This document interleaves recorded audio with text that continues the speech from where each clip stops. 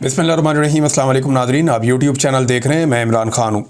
Nadreen, आज फिर पाकिस्तान तहरीक इंसाफ के लोग इमरान खान साहब से मिलने की कोशिश करेंगे और आज जुमेरात का रोज़ है, लेकिन मुलाकात बहुत मुश्किल है क्योंकि पॉलिटिकल लोगों को मिलने की इजाज़त दी नहीं जाती। इमरान खान साहब की सिर्फ दो बहनें उन्हें मिल पाती हैं, या कोई वकील थोड़ी देर के लिए मिल पाते हैं, या बैरिस्टर सैफ, इन्हें इजाज़त होती है कि ये चाहें तो इमरान खान साहब से मिल लें। नॉर्मली जो पॉलिटिशियंस हैं उनको इजाज़त नहीं होती। अली अमीन गंडापुर साहब शायद मिलना नहीं चाह रहे। देखें, बैरिस्टर सैफ अगर मिल लेता है तो फिर अली अमीन गंडापुर को क्यों नहीं मिलने दिया जाता। अली अमीन गंडापुर को बैरिस्टर सैफ से, जो अली अमीन गंडापुर के अंडर काम करते हैं, उनसे पूछना चाहिए कि वो गिद्दड़ सिंगी बताओ जो आपको इमरान खान साहब से मिलवाती है और मुझे नहीं मिलवाती। तो मतलब साफ वाज़ेह है कि अली अमीन गंडापुर साहब मिलना नहीं चाहते और बैरिस्टर सैफ के ज़रिए से इमरान खान साहब को पैगाम शैगाम भिजवा दिया जाता है जो भेजना होता है। बहरहाल मामला तो ये हैं कि अब दोबारा कोशिश की जाएगी और चीज़ें इस जगह पे हैं कि मुझे नहीं लगता कि मुलाकात होगी, और अगर हुई भी तो उसमें से कोई आउटकम आज के दिन में आएगा।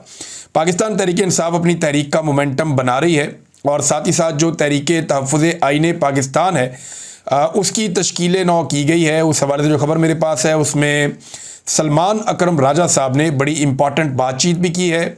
वहाँ पे जो दीगर लोग हैं उन्होंने भी बातचीत की। अब जो इसकी फॉर्मेशन है वो ये है कि महमूद खान अचक से ही इसके चेयरमैन हैं तहरीक तहफ़्फ़ुज़ आईन पाकिस्तान के। अलामा राजा नासिर अब्बास वाइस चेयरमैन है। मुस्तफ़ा नवाज़ खोखर भी वाइस चेयरमैन है। अख्तर मैंगल साहब भी इसके वाइस चेयरमैन है और जैन शाह वाइस चेयरमैन है इसके, और असद कैसर इसके जनरल सेक्रेटरी हैं। साहबजादा हामिद रज़ा इंफॉर्मेशन सेक्रेटरी हैं। अखूनज़ादा हुसैन जो हैं वो तर्जुमान हैं। पाकिस्तान तहरीक इंसाफ की जानिब से सबसे सीनियर ओहदा असद कैसर साहब के पास है। आजकल वो पाकिस्तान में नहीं है, वो बरतानिया में है, और जब वो पाकिस्तान वापस जाएंगे तो वो अपनी ज़िम्मेदारियां संभाल लेंगे। तो यहाँ पे जो रिस्पॉन्सिबिलिटी थी इन चीज़ों को बताने की, वो पाकिस्तान तहरीक इंसाफ के सेक्रेटरी जनरल जो हैं वो सलमान अकरम राजा साहब ने अदा की। सलमान अकरम राजा साहब ने कहा कि कहा जाता है कि पाकिस्तान की तारीख ऐसे ही हमेशा इलेक्शन लूटे जाते रहे तारीख में भी, लिहाजा आप भी चुप हो जाओ। मगर हम खामोश नहीं होंगे, ना हमने होना है। हमने तारीख बदलनी है। पाकिस्तान के करोड़ों नौजवान इस तारीख को नहीं मानते कि 78 साल से इलेक्शन लूटे जा रहे हैं। ये मुल्क शुगर माफिया, सीमेंट माफिया के लिए काम कर रहा है। आज का नौजवान जानता है कि मुल्क के साथ क्या हो रहा है। चीनी को देखें, कल सस्ती बरामद की गई और आज महंगी दरामद की जा रही है, यानी सस्ती बाहर बेची गई और आज महंगी वापस मंगवाई जा रही है। पेट्रोल की आलमी कीमतें देखें, पाकिस्तान और आलमी सतह पर 15 रुपए का फ़र्क है। ये किसको फ़ायदा पहुंचाया जा रहा है? इसका फ़ायदा इसी को होता है जो जमहूरियत नहीं चाहता। वैसे मैं हैरान होता हूँ सलमान अकरम राजा साहब की इन्फॉर्मेशन पे भी कि आलमी सतह पर पाकिस्तान का 15 रुपए का फ़र्क है। उन्होंने सिर्फ ये बताया, उन्होंने ये नहीं बताया कि इमरान खान के दौर में जब $100 से भी ऊपर का बैरल था, $125 तक का गया, तब पेट्रोल कितने का था और आज आलमी मंडी में कितने का है और पाकिस्तान में कितने का है। मेरे ख्याल में डाटा को सिंप्लीफाई करना चाहिए आम लोगों के लिए। अगर आप इस तरह देखें तो इमरान खान के दौर में पेट्रोल की कीमत आज के दौर से आधी से भी कम थी। आज के दौर में आधी से भी कम थी, यानी जितने का पेट्रोल आज शहबाज शरीफ खरीद रहे हैं, अगर इतने का पेट्रोल इमरान खान खरीदते तो पेट्रोल 100 रुपए लीटर होता। लेकिन इमरान खान ने पेट्रोल खरीदा बहुत महंगा, बेचा बहुत सस्ता। आज के दौर में पेट्रोल खरीदा बहुत सस्ता जा रहा है, बेचा बहुत महंगा जा रहा है। यानी इमरान खान के दौर में जो पेट्रोल की कीमत थी, अगर उसकी जगह पे आज वाली पेट्रोल की कीमत होती तो उस दौर में पेट्रोल की कीमत क्या होती? 100 रुपए लीटर उस हिसाब से। लेकिन मेरे ख्याल में आम आदमी को समझाने के लिए ये एक सिंपल तरीका मैंने आपके सामने रख दिया नाज़रीन। अब एक और चीज़ मैं आपके साथ शेयर करना चाहता हूँ कि जो 9 मई के गवाह हैं वो भाग रहे हैं। 9 मई के गवाह भाग रहे हैं और वो कैसे भाग रहे हैं ये खबर आप देखिए। इससे पहले मैंने आपको बताया था कि वो पुलिस वाला जो मरकज़ी गवाह है इस सारे केस का, उसके बारे में पता चलता है कि वो उस दिन छुट्टी पर था और बाकायदा रोज़नामचे के अंदर ये लिखा हुआ है SHO की जानिब से कि ये आदी मुजरिम है छुट्टियाँ करने का, जब तक SP के सामने पेश नहीं हो जाता तब तक इसको ड्यूटी पे नहीं आने देना, इसकी माफ़ी नहीं होनी।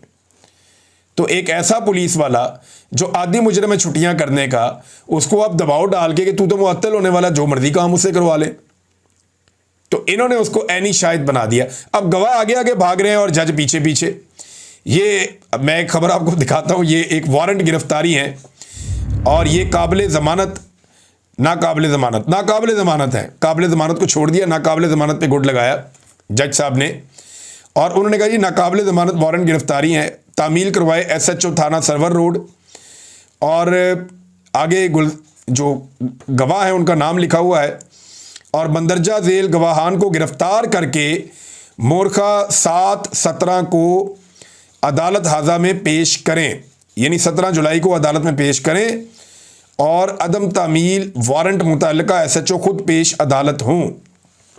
यानी अगर वो तामील नहीं करवा सकता, वो पेश नहीं कर सकता गवाह को, तो फिर SHO खुद पेश हो अदालत में आके।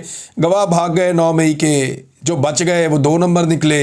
9 मई का तो सारा बयानिया दबड़दूस हो गया। सिर्फ अदालतों में जज ही घसीटते फिरते हैं 9 मई को कि कुछ ना कुछ करके, जितना उन पे दबाव है बेचारों पे, जजों पे, एस्टेब्लिशमेंट की जानिब से, वो बेचारे 9 मई को एक केसेस को पीट रहे हैं, लकीर पीटते जा रहे हैं, कभी घसीट के इधर ले जाते हैं, घसीट के उधर ले जाते हैं। जज भी बेचारे हाथ जोड़ के बैठे हुए हैं कि इन केसों के पल्ले कख नहीं, हमें बंदे छोड़ने पड़ेंगे, फॉर गॉड सेक अदलिया की थोड़ी सी इज्जत रहने दें। लेकिन आपको पता है पूरा निज़ाम कैसे चल रहा है, जैसे चल रहा है ऊपर से लेके नीचे तक आवे का आवा ही बिगड़ा हुआ है। और जजों के हालात क्या हैं ज़रा ये आप देखिए, ये बड़ी इंटरेस्टिंग एक खबर है। ये देखें जजों के हालात क्या हैं। कोट लखपत जेल के अंदर ट्रायल हो रहा है, और ये शाकिर वान साहब ने रिपोर्ट की, बड़े मजे की बात है। कोट लखपत जेल के अंदर ट्रायल हो रहा है, ट्रायल के दौरान बिजली चली जाती है, बिजली जाती है तो हबस हो जाता है, तो जज साहब बहुत गुस्से में आ जाते हैं, और जज ने कहा कि जनरेटर लगाएं फौरी तौर पे, इतनी गर्मी है इस हबस के अंदर, कैसे हम ट्रायल करेंगे। जज ने इंतजामिया के ऊपर चढ़ाई कर दी, जनरेटर लगाओ, अदालत में बहुत गर्मी है। और ठीक 3 दिन पहले इसी अदालत के अंदर जो ट्रायल हो रहा था, तो यास्मीन राशिद ने और दीगर जो रहनुमा पाकिस्तान तहरीक इंसाफ के, उन्होंने इसी जज को तहरीरी दरख्वास्त दी थी कि कई घंटे लोड शेडिंग हो रही है हमारे सेल्स के अंदर। हालांकि जेलों के अंदर डबल बिजली के कनेक्शन होते हैं, जेलों में लोड शेडिंग नहीं होती, ये मैं जानता हूं अच्छी तरह। ये नवाज शरीफ भी अंदर रहे, जरदारी भी अंदर रहे, बाकी लोग भी रहे, उन्होंने कभी लोड शेडिंग की शिकायत नहीं की। ये PTI वालों के ऊपर खास कर्म किया जाता है कि लोड शेडिंग भी कर देते हैं। उन्होंने कहा जेल ट्रायल के दौरान डॉक्टर यास्मीन राशिद समेत दीगर रहनुमाओं ने जज को तहरीरी दरख्वास्त दी थी कि कई घंटे लोड शेडिंग की जाती है, सांस लेने का मसला बन जाता है, हम बुजुर्ग लोग हैं, गर्मी के बायस बहुत परेशानी होती है। तो जज ने आज तक उस दरख्वास्त पर कोई अमल दरामद नहीं करवाया, और अपनी अदालत के अंदर थोड़ी सी लाइट चली गई तो उन्होंने कहा लगाओ जनरेटर, इतनी गर्मी में कैसे हम काम करेंगे। तो अदालत के अंदर तो ज़्यादा दिन ये चल रहा है। अब ऐसी अदालतें कैसे इंसाफ देंगी जो सिर्फ अपने लिए सोचती हैं और आम आदमी के लिए नहीं सोचती। नाज़रीन, सज्जाद बरकी साहब के हवाले से, ये इमरान खान साहब के अजीज़ हैं और अमेरिका के अंदर मौजूद हैं, पाकिस्तान तहरीक इंसाफ के हवाले से काम भी करते हैं। और मोहम्मद ज़ुबैर साहब ने एक बड़ी खबर दी है, ये आजकल कनाडा में मौजूद हैं, इन पर भी पाकिस्तान में ज़मीन तंग की गई। तो ज़ुबैर अली खान साहब जो हैं ये इस वक्त कनाडा में हैं। तो इन्होंने पहले ये खबर दी थी, खबर के बारे में तो मुझे आइडिया था, मैंने आपको पहले भी बता दिया था कि पाकिस्तान तहरीक इंसाफ ने खुद कोशिश की कि किसी तरह से जो जुल्फी बुखारी साहब ने बात की है कांग्रेस में, अमेरिकी कांग्रेस में ह्यूमन राइट्स के हवाले से इमरान खान साहब को लेकर, वो बात जुल्फी बुखारी साहब ना कर सकें, और तहरीक इंसाफ ने उसकी एक तहरीरी कोशिश भी की है। जो पैगाम चला वो इमरान खान साहब के घर से चला, इमरान खान साहब की बहनों की तरफ से, और अमल दरामद किया सज्जाद बरकी साहब ने मुबैना तौर पे। लेकिन इसमें जो अब उन्होंने एक लेटर लिखा कांग्रेस को, इसमें ज़ुबैर अली खान साहब ने उसका तर्जुमा छाप दिया। अब तर्जुमा क्या कह रहा है, जो ईमेल की सज्जाद बरकी ने, वो ईमेल क्या कहती है, नुमाइंदा क्रिस स्मिथ, नुमाइंदा जेम्स पी मैक गॉवरन और मार्क मेलुसिच, बल्कि इन सबके नाम लेके आगे वो लिखते हैं, मोहतरम हजरात, मैं आपको पाकिस्तान में जारी सियासी जबर के मौजू पर 15 जून को होने वाली टॉम लेंटोस ह्यूमन राइट्स कमीशन की समाअत के हवाले से ख़त लिख रहा हूँ। अमेरिका में कायम पाकिस्तान तहरीक इंसाफ के ऑफिस ऑफ इंटरनेशनल चैप्टर्स का सेक्रेटरी जनरल होने के नाते मुझे हमारे कैद चेयरमैन इमरान खान के अहले खाना की जानिब से रब्ता किया गया है, जिन्होंने उनकी इस समाअत में नुमाइंदगी के हवाले से शदीद तहफ़्फ़ुज़ात का इज़हार किया है। ख़ानदान ने मुझसे गुजारिश की है कि मैं आपको वाज़े तौर पर आगाह करूं कि सिर्फ उनके बेटे सलमान खान और कासिम खान को चेयरमैन इमरान खान की नुमाइंदगी का इख्तियार हासिल है। ख़ानदान इमरान खान की जानिब से बात करने का किसी और को मजाज नहीं समझता। सलमान खान और कासिम खान जो बरतानवी शहरी हैं और बरतानिया में मुकीम हैं, अगले हफ्ते अमेरिका का दौरा करेंगे ताकि पाकिस्तान में जारी सियासी जबर और अपने वालिद साबिक वज़ीर-ए-आज़म पाकिस्तान इमरान खान की गैर मुनसिफाना और मुसलसल कैद के बारे में बात कर सकें। वो टॉम लैंटोस कमीशन के मेंबरान से मुलाकात के लिए बखुशी तैयार हैं ताकि चेयरमैन इमरान खान की मौजूदा सूरत हाल और पाकिस्तान के मौजूदा सियासी फ़ौजी निज़ाम के मज़ालिम पर रोशनी डाल सकें। मैं इस मामले में आपकी तवज्जो और गौर का मुंतज़िर हूँ। नेक तमन्नाओं के साथ Sajjad Barki, secretary Pakistan Tehreek Insaf OIC, office of international chapters. अब मामला ये है कि आप नहीं चाहते थे कि जुल्फ़ी बुखारी वहाँ पे जाएं और जाकर के इमरान खान साहब की या पाकिस्तान तहरीक इंसाफ की या ह्यूमन राइट्स के हवाले से वहाँ एक नुमाइंदगी करें, तो आप जुल्फ़ी बुखारी को मना कर लेते। आपको उन्हें लेटर लिखने की क्या ज़रूरत थी? वैसे ये बड़ी अजीब बात है। यानी एहतजाज करना हो तो पाकिस्तान तहरीक इंसाफ के लोग करेंगे, जिस जगह पे भी निकलना हो तो इन लोगों ने तो बड़ी कुर्बानियां दी हुई हैं। जुल्फ़ी बुखारी तो पाकिस्तान वापस भी नहीं आ सकता, सब जानते हैं। और ये भी सब जानते हैं कि कासिम सूरी भी पाकिस्तान वापस नहीं आ सकता इस वक्त, और मुराद सईद भी मंज़िल-ए-आम पे नहीं आ सकता। और ये सारे लोग कीमत चुका रहे हैं इमरान खान से वफादारी की, और तो कोई ज़रूरत नहीं है, और तो कोई चीज़ नहीं है। इनके तो मामला सीधे हो सकते हैं अगर ये इमरान खान के साथ वफादारी ना करें। तो ऐसे लोगों के ऊपर इस तरह के शकूक व शुबहात का इजहार करना मेरी समझ से बाहर है। हाँ, एक बात मुझे समझ आती है कि जुल्फ़ी बुखारी के क्योंकि अच्छे ताल्लुकात हैं बुशरा बीबी से, और वैसे ही ये बात हर तरफ फैली रहती है कि शायद इनके अलीमा खान और बुशरा बीबी के अच्छे ताल्लुकात नहीं हैं। उधर बुशरा बीबी की जो बहन है वो भी इमरान खान की बहनों पे तनकीद करती रहती हैं। तो ये एक टसल तो चले ये रहती है, वैसे ये ख़ानदानी मसला ही ऐसा होता है। लेकिन क्या इस बुनियाद के ऊपर एक इमरान खान के ऐसे साथी को जिसने कीमत चुकाई है, तकलीफ़ उठाई है, उसे आप टारगेट कर सकते हैं कि इसको ना सुने, इमरान खान के बेटे आएंगे उनको सुन लें? ये बात आपस में तय की जा सकती थी। ये तो इमरान खान साहब के मुकदमे को ख़राब और कमज़ोर करने के मुतरादिफ इसको समझा जाना चाहिए। बहरहाल इस हवाले से मेरे पास और ख़बरें भी हैं इससे जुड़ी हुई, और बड़ी इंपॉर्टेंट ख़बरें हैं। मैं आपको आने वाले दिनों में वो भी बताऊंगा। लेकिन अभी बलूचिस्तान के जो हमारे शहरी हैं उनके साथ बड़ी ज़्यादती हो रही है। एक तरफ बलोच अपने प्यारों के लिए इस्लामाबाद में आ गए, वहाँ बारिश हो रही थी, उनको उन्होंने तंबू लगाने तक की इजाज़त नहीं दी इंतज़ामिया ने। आप अंदाज़ा करें, वहाँ बहनें, बेटियाँ और बुज़ुर्ग खड़े थे और वो बारिश में भीग रहे थे। इस्लामाबाद में मैं दाद देना चाहूँगा हमारे उन सहाफ़ी साथियों को जो वहाँ पे गए और जो बलोच एहतजाज करने के लिए लोग वहाँ पे मौजूद थे, लवाहिकीन अपने प्यारों को ढूंढते हुए, वो उनके साथ जाकर इस मुश्किल वक्त में खड़े हुए। ख़ास तौर पे मैं स्पेशली जो शीरी मज़ारी साहिबा की साहबजादी हैं और एक बहुत बड़ा नाम है मेरी नज़र में, एक छोटी सी उम्र में उन्होंने बड़ा मुकाम पैदा किया, पाकिस्तानियों के दिल में भी मुकाम पैदा किया, इंसानी हकूक़ के लिए वो खड़ी होती हैं, ईमान मज़ारी साहिबा, वो वहाँ पे मौजूद थी। फिर महमूद ख़ान अचकज़ई साहब वहाँ पे गए, फिर अल्लामा राजा नासिर अब्बास साहब वहाँ पे गए, फिर मुस्तफ़ा नवाज़ खोकर साहब वहाँ पे गए। पाकिस्तान तहरीक इंसाफ को भी अपना वफ़द वहाँ पे भेजना चाहिए, उनके पास उनके साथ बैठना चाहिए, उनके साथ बात करनी चाहिए। असद तूर साहब को मैंने वहाँ पे देखा, दीगर सहाफ़ियों को बहुत सारे मैंने और भी वहाँ पे देखे। सबके मैं यहाँ पे किस किस के मैं नाम लूँ, इन सब लोगों का बहुत शुक्रिया। लेकिन इंतज़ामिया की आप देखें हठधर्मी कि वो उन्हें बारिश में भिगो रही है, वो बारिश में बेचारे भीगते जा रहे हैं और खुले आसमान के नीचे खड़े हैं। वो सिर्फ वहाँ पे क्या चाहते हैं, वो ये चाहते हैं कि यहाँ पे तंबू लगाने दें, और इंतज़ामिया कह रही है जी परमिशन लेकर आओ, नहीं तो प्रेस क्लब के अंदर घुस जाओ, नहीं तो ये कर देंगे। उनको धमकाया जा रहा है। 2023 में जब वो सर्दियों में आए थे तब उन्हें कितना मारा गया था, कितना टॉर्चर किया गया था, उनके ऊपर वाटर कैनन का इस्तेमाल किया गया था, बहनों और बेटियों के ऊपर, रात के आखिरी पहर में। तो ये बड़ी तकलीफ़देह चीज़ें हैं जो हम देख रहे हैं। लेकिन लोग अपने प्यारों के लिए इस्लामाबाद में आ गए हैं और वो प्रेस क्लब के बाहर बैठकर एहतजाज कर रहे हैं। बलूचिस्तान इस वक्त जल रहा है, जगह जगह पे फायरिंग के वाक़यात होते हैं। जो साबरी कवाल एक फैमिली है, उनके एक रुकन है, उनका नाम मेरे जहन से निकल गया, वो बेचारे खड़े होकर कह रहे थे कि हमारी बस के ऊपर फायरिंग कर दी, 3 लोग जो हैं वो जाँ बहक हो गए, 5 ज़ख्मी हो गए। हमारा क्या कसूर है, हम तो फ़नकार लोग हैं, हम तो जा रहे थे कवाली करने के लिए, हमें तो बुलाया गया था एक प्रोग्राम के लिए। तो उनके साथ बड़ी ज़्यादती हुई। वो बेचारे रो रहे थे, बहुत परेशान थे, बैन कर रहे थे, अपने प्यारों की लाशें उनकी वहाँ पड़ी हुई थी।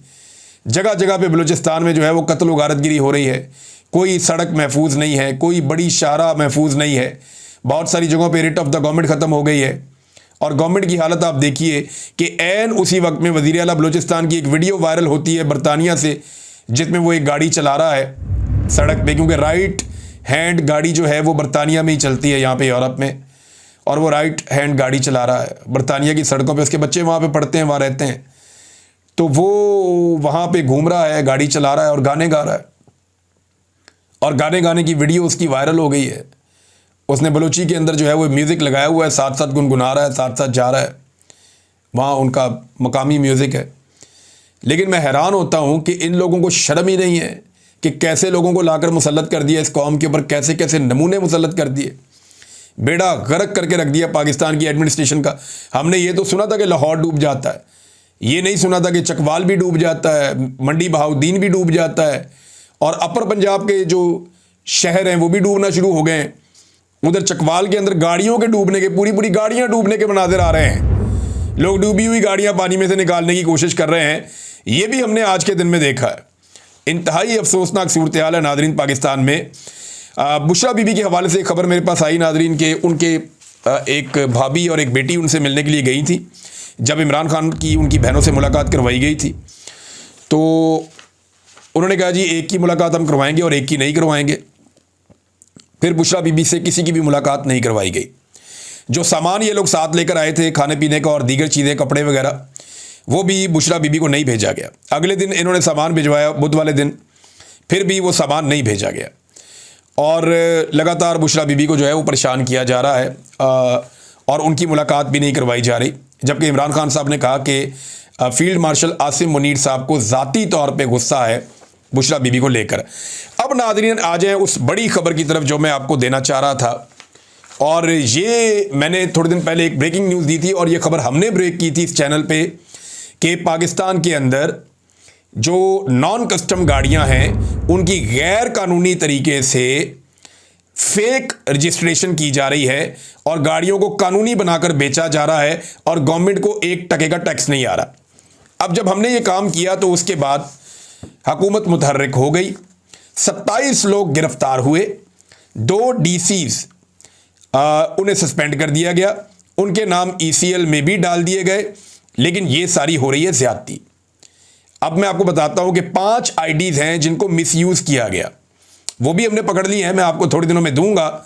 एक मरियम जमीला साहिबा हैं DC कस्टम, इनके साथ भी बड़ी ज्यादती की गई है। तो मैं आपको ये बताता हूं, और कस्टम वाले जो लोग वहां कस्टम के महकमे में काम करते हैं ज़रा होशियार हो जाएं, कान खड़े कर लें, और आप ज़हनी तौर पे तैयार रहें कि आपके साथ कुछ भी हो सकता है। उसकी वजह अब मैं बताने वाला हूं कि कस्टम के अफसरान का किसी किस्म का कोई कसूर नहीं है। मैंने पहले भी कहा था कि इनकी IDs किसी और ने इस्तेमाल की हैं, इन्होंने अपनी IDs खुद इस्तेमाल नहीं की। ये जो अफसरान जिनको अब पकड़ा जा रहा है या जिनके ऊपर शिकंजा कसा जा रहा है, इन्होंने ये 2 नंबरी की नहीं।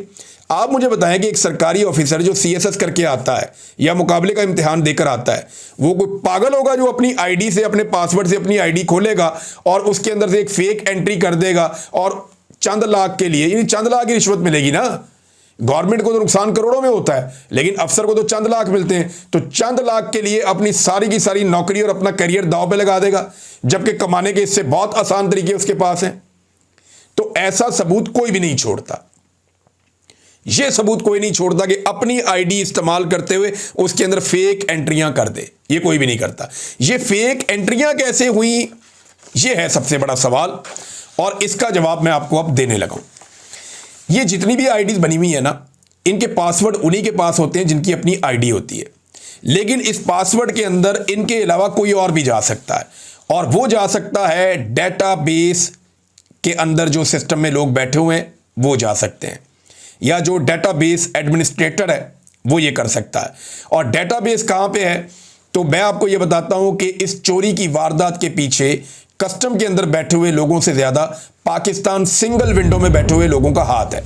पाकिस्तान सिंगल विंडो PSW, अगर आप इसको गूगल करेंगे तो आपके सामने बाकायदा खुल जाएगा कि पाकिस्तान सिंगल विंडो क्या है, और ये खुद बताता है कि पाकिस्तान सिंगल विंडो एक मजबूत डिजिटल प्लेटफॉर्म है जो तिजारत में शामिल फ्रीकैन को मियारी मालूमात और दस्तावेजात को सिंगल एंट्री पॉइंट के साथ दाखिल करने की इजाज़त देता है, ताकि तमाम दरामदात जो चीज़ें पाकिस्तान में मंगाई जाएं या बरामदात या पाकिस्तान से बाहर भेजी जाएं और ट्रांजिट से मुतालिक या जो चीज़ें पाकिस्तान के गुजर के दूसरे मुल्कों में जाती हैं, कोई जो रेगुलेटरी ज़रूरियात है उनको पूरा किया जा सके। यानी ये पाकिस्तान सिंगल विंडो वो है जो तजारत के मामलात को रेगुलेट करता है और इसके पास सारा डेटाबेस मौजूद है और इसके पास एक्सेस है कस्टम के डेटाबेस तक भी और इन तमाम आईडीज तक भी।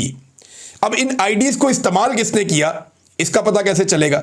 तो मैं आपको बताता हूं दो चीजें। एक चीज होती है जंप सर्वर और दूसरी चीज होती है एक्स फॉरवर्डर। ये दो चीजें आपको इंफॉर्मेशन दे देती हैं। ये मैंने आपको जो दो चीजें बताई है ना, ये कंप्यूटर की लैंग्वेज है। जब आप इन दो चीजों को देखते हैं तो आपको पता चल जाता है कि इस बंदे की आईडी किस बंदे ने इस्तेमाल की है। तो अब मैं आपको ये बताता हूं कि आज से चंद महीने पहले ये जो सिस्टम है इसके ऊपर से जंप सर्वर हटवा दिए गए थे और डेटाबेस एडमिनिस्ट्रेटर जब कोई भी काम करता है तो वो उसकी एक्टिविटी को नोट करता है। ये जंप सर्वर, इसको हटवा दिया गया था और लॉग को भी रिकॉर्ड करता है। लिहाजा जंप सर्वर हटवा दिए गए थे आज से चंद माह पहले, ताकि पता ही ना चले कि कौन सा बाहर का बंदा इस सिस्टम में दाखिल हुआ है। नंबर एक। नंबर दो, एक्स फॉरवर्डर भी हटा दिए गए थे, एप्लीकेशन से रिमूव करवा दिया गया था एक्स फॉरवर्डर्स को, ताकि पब्लिक आईपी जो है सिस्टम के अंदर ना आए, पता ही ना चले कि किस जगह से किसने काम डाला है। अब सिर्फ ये चेक कर लें ये दो चीजें किसने हटवाई थी, ये जंप सर्वर किसने हटवाए थे और एक्स फॉरवर्डर एप्लीकेशन से रिमूव किसने करवाए थे, ये पता करवा लें। मैं आपको कुछ नाम देता हूं, इन नामों को आप चेक करेंगे तो आपको सारा कुछ ही मिल जाएगा। इसके अंदर एक नाम है इमरान मोहम्मद का। ये कस्टम का सबसे लंबे अरसे तक, लंबे टेन्योर तक रहने वाला डीजी है। इनके दौर में 4 बड़े स्कैंडल आ चुके हैं, इनको चेक करवा लें आप। ये डीजी कस्टम रिफॉर्म्स हैं, 21वां ग्रेड है इनका। इनको पूछे बिठाकर ये आपको सारी कहानी सुनाएंगे कि 2 नंबरी हुई क्या है और किसने की है और ये कहां पे रिस्पॉन्सिबल है। अच्छा, दूसरा बंदा है जी आफ्ताब हैदर। ये 18 लाख रुपए तनख्वाह लेते हैं। ये पाकिस्तान सिंगल विंडो के सीईओ हैं। और तीसरा बंदा है जनाब नवीद मेमन। इनकी जो तनख्वाह है, जो अलाउंस इनको मिलता है वो 7.5 लाख है। 19वें ग्रेड की तनख्वाह भी ये लेते हैं और टीएडीएस इन लोगों को अलग से मिलते हैं। अब ये जो बंदे हैं, इन 2 लोगों ने, आफ्ताब हैदर ने और नवीद मेमन ने मिलकर 12 लोगों की एक टीम भर्ती की है और ये सारी टीम ये आईटी से रिलेटेड टीम है और इन लोगों के पास ये इख्तियार होता है कि ये घुस सकते हैं डिफरेंट आईडीज के अंदर और यहीं से ये कार्रवाई मेरी इतला के मुताबिक हुई है। अगर किसी ने इंक्वायरी करनी है तो यहां जाके इंक्वायरी करें जहां मैंने आपको सारी इंफॉर्मेशन दे दी है। इसमें 2 लोग और हैं, उनको जरूर इन्वेस्टिगेट किया जाए, उनसे पूछा जाए, आपको बहुत कुछ मिलेगा। एक अरशद हुसैन साहब हैं जो हेड ऑफ ऑपरेशंस हैं और एक अजीम अफजल साहब हैं जो चीफ टेक्निकल ऑफिसर हैं इसी कंपनी में, PSW में, पाकिस्तान सिंगल विंडो में। तो ये जो लोग हैं, यहां पे कार्रवाई हुई है। मजीद क्या कार्रवाई हुई है वो मैं आपको आने वाले दिनों में बताने लगा हूं और वो कार्रवाई इस कार्रवाई से भी ज्यादा बड़ी है। ये नहीं बचते, अब इनके बारे में इतने सबूत हैं मेरे पास, इतनी सारी चीजें हैं। मैं इन लोगों के बारे में कोई फैसला नहीं सुना रहा, इस पे मैं सिर्फ ये कह रहा हूं हुकूमत इस पे इन्वेस्टिगेट करे। अगर इसमें कुछ ना मिले ना तो फिर मैं जिम्मेदार हूंगा। इसको इन्वेस्टिगेट करें। जैसे मैंने पहले बताया था कि ये गाड़ियां पकड़ी जाएंगी, पकड़ी गई ना। मैंने कहा था सिस्टम का गैर कानूनी इस्तेमाल हुआ है ना, साबित हो रहा है ना। अब मैं आपको बता रहा हूं, आप इन लोगों की इन्वेस्टिगेशन करें। आपको चोर कस्टम में नहीं मिलेगा, पाकिस्तान सिंगल विंडो के अंदर आपको चोर मिलेगा इस सारे मामले का, जो मुझे समझ आ रही है अब तक। और अभी कुछ और चीजें भी मैं आपको बताता हूं। अभी इसमें 5 इंटरपास लोग हैं, इंटरपास, जिन्हें 2-2 लाख के ऊपर भर्ती किया हुआ है पाकिस्तान सिंगल विंडो में ऑपरेशंस के अंदर। और भी बहुत सारी चीजें हैं। कराची के अंदर जो सर्वर पड़ा हुआ है ना कस्टम्स का, उसे एक जगह से दूसरी जगह मुंतकिल करने का प्लान भी बना लिया गया है। पाकिस्तान में एक सुई से लेके एक जहाज तक भी आता है ना, उसका रिकॉर्ड उसके अंदर है। आप सोच नहीं सकते कि कितनी बड़ी कार्रवाई होने जा रही है। बस सिर्फ इसको भी यहां तक देखें, आहिस्ता आहिस्ता मैं बताऊंगा पाकिस्तान के सिस्टम को, पाकिस्तान के निज़ाम को। अगर आप वाकई चोरी पकड़ना चाहते हैं तो ये चोरी पकड़ें, आपको बड़ा मजा आएगा। मैं एक एक करके चीजें आपके सामने रखूंगा। अब तक के लिए इतना ही, अपना ख्याल रखिएगा, अपने इस चैनल का भी। अल्लाह हाफिज़।